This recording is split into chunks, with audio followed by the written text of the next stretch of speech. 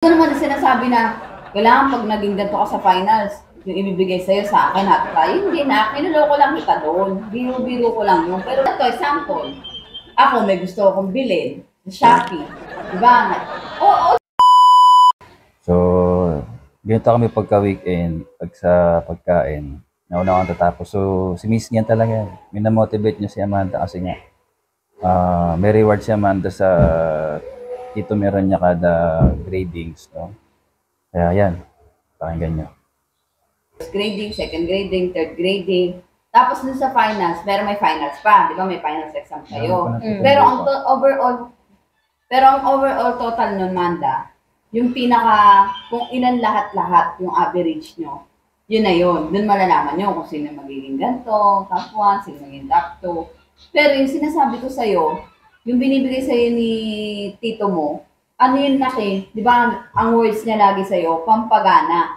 Sabihin pa, pa-motivation mo pa, ganyan, para kung may gusto kang i-achieve, makukuha mo.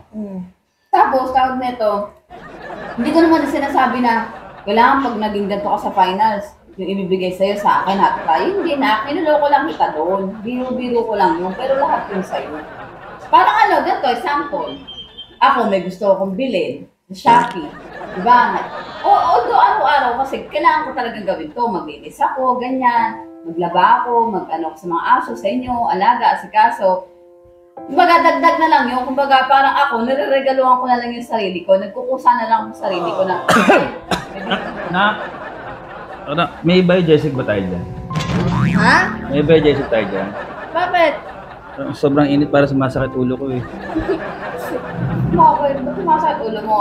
Kaya minsan, kahit na, oo, kailangan ko yung gawin kasi nanay ako, ito na lang yung pwede kong i-ambag sa papa mo. Pero, syempre, as a reward sa sarili ko, kailangan, di ba? Kailangan, gusto ko ng ganito, gusto ko ng ganyan. Pero hindi naman ako bumibili ng talagang mahal.